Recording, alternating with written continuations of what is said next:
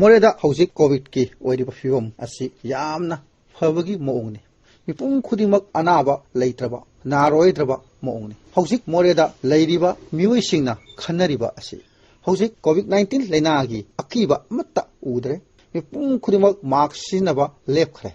मोरेगी मपानदगी लाकपा मिउइसिंगसु ngaklamgani moreda hujik uriba fiom asi miyam punamak SOP dagi maning tamle normal life ama hanjillakpagum uri subnagi awatpa amadi khenaba hairagadi namphalong kaithel hangdaba asi natana hanagi punsigi khuyingdagi leitre moregi oinadi vaccination su maximum kapnare amana hojik more police station dagi gate number 2 namphalong taba lambi asi asuba kaithel ama oire masida moreda hanadagi dukan tawjramba kayasu namphalong kaithelda phangba potsai kaya thamnuna dukan phamnari tamudagi su miyoi kaya laktuna lambida phamjaragasu kaithel asi chawthoktuna mapung phaba kaithel amagum uhalli matam amagi moreda hainaramba morning bazaar nasi amuk hanjillapagum uri masi kayam kuina chatkani haibadi tambangamde adubu hojik manipurgi warba matam asida masigi keithel macha asina miyoi kayagi pukchak puri amana wanarba matam asida more infal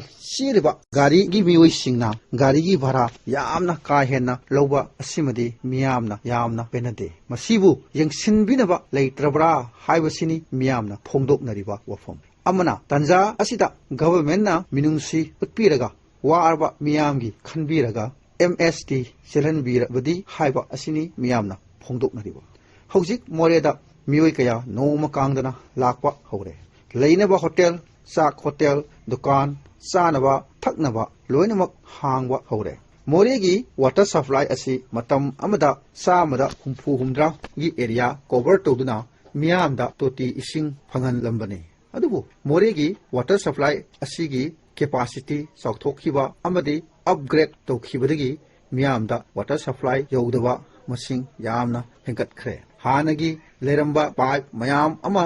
anouba pipe sinnabagi phuktok khraga sahi kaya amagi matungda amuk anouba pipe amuk sinjilam laga thamlambadagi hojik sahi ama ani phara phawba connection tawide adum leiri taduna masina miyamda leiriba asoba water supply asigi kanaba phangdri amana more turel amadi kuha marang kaina leibanara haibadi khangde adubu government ki isingi mari leinaba scheme singi kanaba phangba yamna watli more da april dagina june tha phawda more da isingi awaba adum mayuknei water supply asi phajna mathau tawrabadi government ki income phajna lakwa yaba amadi oibra haibasini miyamna phongdoknai amana hojik moreda leiba naha mayam ama drakki nisada laisunare masi lekai ayambada loina yaure haiba yare hogolakliba naha sing asi nisagi ipaktagi kalhanningbagi wakhalon miyamna phongdoknai nisa yonba thingba masi oithokadra natraga rehabilitation center thamba amana handak district administrator na more bazada matam sangna ngandadana leiramba street lamp sing amuk semjan biduna ngalanbada miyamna yamna thagat nakhi asigum hojik matam kayadagi moregi police station dagina gate number 2 taba yamna maru oiba lambi ama oiriba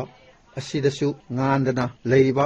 street lamp sing asi semjan biduna ngalanbinaba miyamna administrator gi pukning chingchilli